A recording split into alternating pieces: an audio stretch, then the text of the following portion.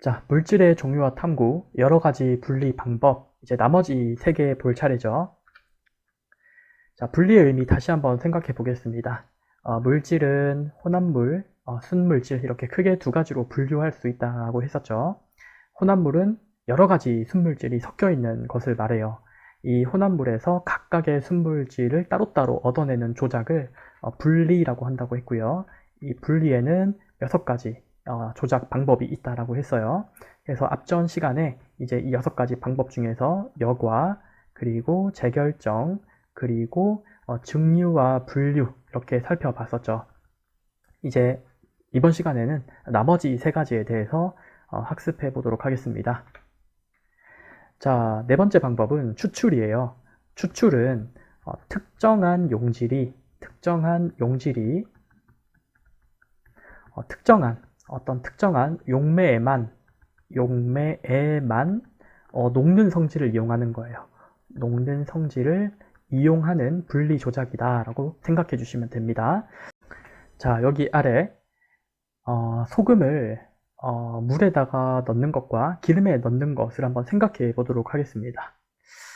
소금은요, 물에는 잘 녹아요. 이렇게 물에 넣으면 굉장히 잘 녹습니다. 그래서 이 소금 알갱이들이 보이지가 않죠. 소금물이 되면서 다 녹아 없어져 버렸기 때문이에요. 그런데 기름에 넣으면 녹지 않아요. 그래서 이렇게 바닥에 녹지 않은 채로 가라앉아 있는 것을 볼 수가 있어요. 이 고기 먹을 때 소금장, 기름장이라고 하나요?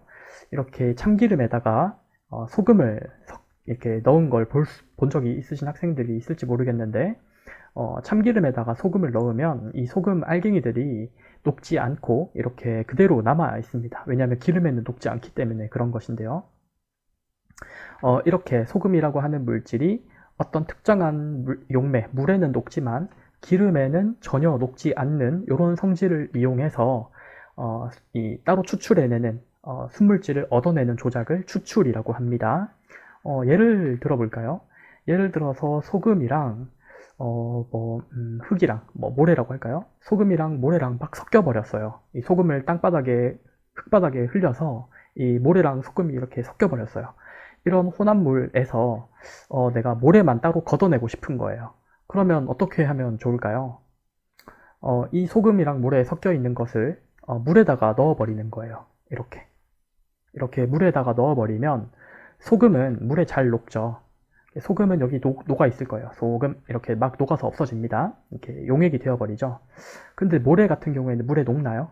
아니죠. 모래는 이렇게 가라앉죠. 이렇게 물 아래에 가라앉아 있을 겁니다. 이 상태에서 이제 여과시켜 버리면 되는 거죠.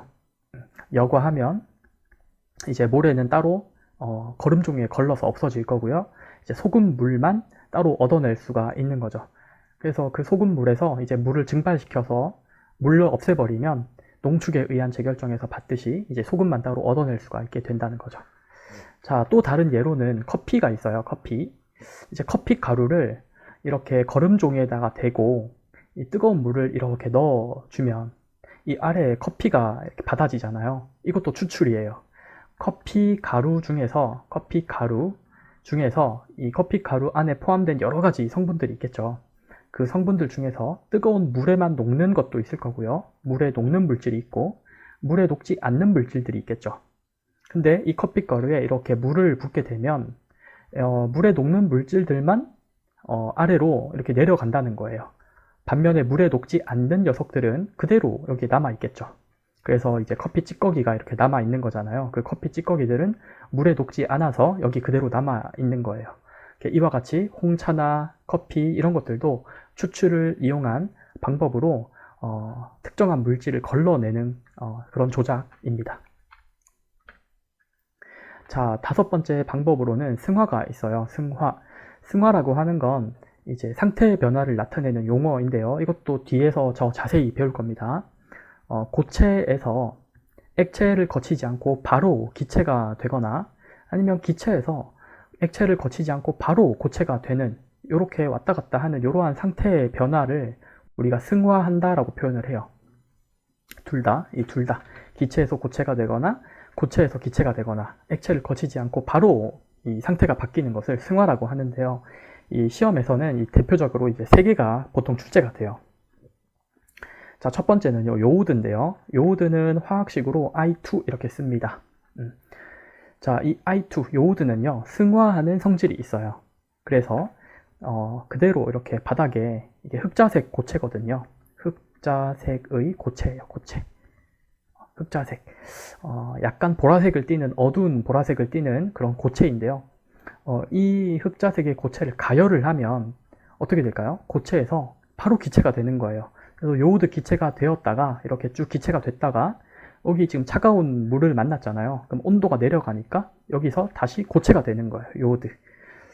이 중간에는 아무것도 보이지가 않고 기체가 되어서 아무것도 보이지 않는데 갑자기 여기에 이제 흑자색 고체가 이제 나타난다는 거죠. 여기에 뭐 액체가 생기거나 하는 중간 과정이 없습니다.